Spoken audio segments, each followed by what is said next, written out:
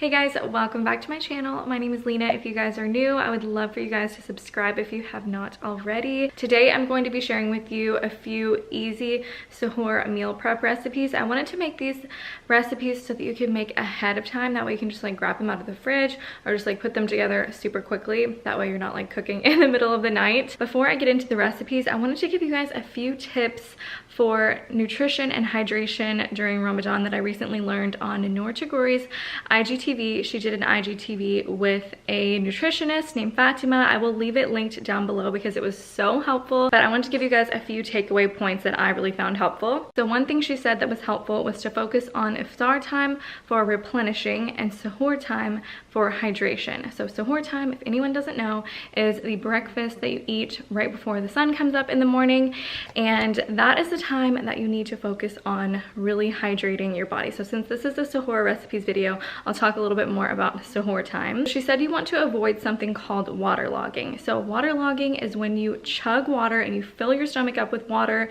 and a few hours later you just excrete everything all out. And this is something that I have done for probably every single Ramadan. You wake up at suhoor time, you chug a whole ton of water, and then you pray Fajr, and then a few hours later you're just running to the bathroom and you're hoping that your body is like processing the water and like hydrating your cells. But she said that when you consume that much water in a short period of time, it doesn't process the water the way that it should. So she said the best way to hydrate yourself is to make sure you're sipping over longer periods of time rather than just chugging your water all in one sitting. For iftar time, she said to drink 8 ounces of water when you break your fast, and then throughout the night just make sure you're sipping on water, literally like in between prayers, in between whatever you're doing. Just have some water next to you and just make sure you are sipping. At suhoor time in the morning, just wake up like a little bit earlier. That way you can spread your water consumption over maybe like 30 minutes to an hour rather than just chugging it all in 5 minutes. She also stressed the importance of hydrating fruits and vegetables,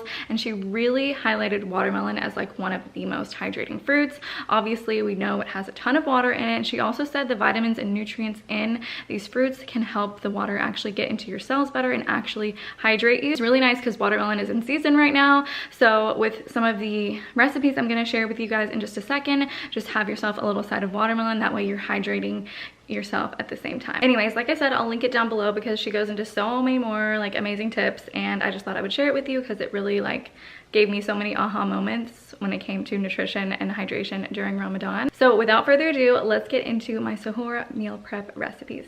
So one of the recipes I recently tried out are these mini omelet bites. These are the perfect little protein bites that you can just grab out of the fridge when you are so tired. One thing I will say though is I tried to like batch make these for a few days, and I just really liked them when they were as fresh as possible. So next time I'll just make enough for the next morning so that they're super fresh, but you can add whatever veggies you like. I added onion, bell pepper, cherry tomatoes, and spinach, but you can also add mushrooms, cheese, any kind of meat that you like. I seasoned mine with garlic salt and black pepper, and then you just add your veggies and mix everything together and then add them to your muffin tins, and they literally take like 15 minutes to bake. It's amazing. Using some olive oil cooking spray on my mini muffin tins just so the eggs pop out easily. I was thinking of other ways that I want to make these. I'm a huge fan of like goat cheese and feta cheese, and that would be so good with mushrooms. Like, can you imagine? Like, oh my god, that sounds so good. I baked mine at 350 degrees Fahrenheit for 15 minutes, and they turned out perfect. So when you wake up for suhoor, you just heat these up real quick, add some toast and some avocado on the side, and you are good to go. It is so delicious. I am such a chocolate lover, and chocolate chia seed pudding is really good for either breakfast or as a healthy dessert. So you're going to need a milk of your choice. I use almond milk, cacao powder, vanilla extract, chia seeds, some sea salt, and sweetener of your choice. I used maple syrup. You could also use honey. I will leave all of the measurements for these things down below in the description box. There are so many reasons that chia seeds are so good for you, especially during Ramadan. They contain so many vitamins and minerals, but they also contain a lot of fiber, which is so needed during this month. You just shake it up in your container and you leave it in the fridge for a few hours and it turns into this really nice pudding consistency. I'm adding berries to mine and it just tastes like chocolate pudding and it just makes me so happy. This next one is my version of healthy granola bars. They're no bake, so they're super simple and easy to make. You could also eat this as a healthy treat after iftar as well. The base for these are medjool dates, then you add oats, some unsweetened coconut, sea salt, creamy peanut butter, some raw walnuts, flaxseed powder for fiber, and I add cacao powder just because I love chocolate so much. I'm blending everything in my high-powered Ninja blender, but this would probably work best if you had a food processor.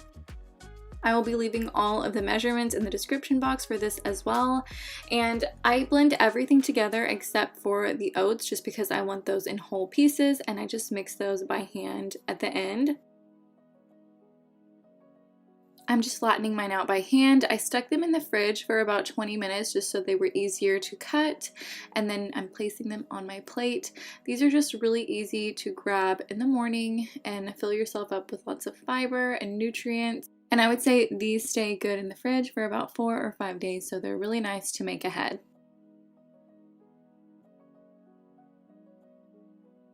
I wanted to show you guys how you can make your smoothie in the morning super quick and easy. So this is my tropical green smoothie.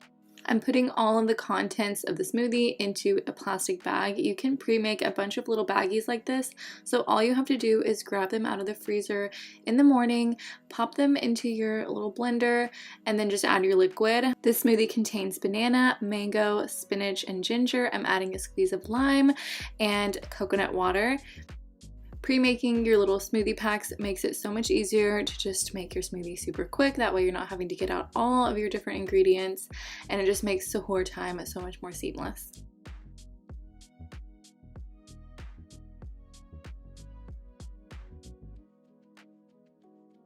I hope that you guys enjoyed these recipes and got some inspo for what you can make for sahur. I will leave all the recipes in the description box for you guys so it's easy for you guys to follow. Don't forget to subscribe to my channel if you haven't already, and you can follow me on Instagram for more daily updates and things like that. I love you guys so much, and I hope that your Ramadan is going amazing so far, and I will see you in my next video. Bye.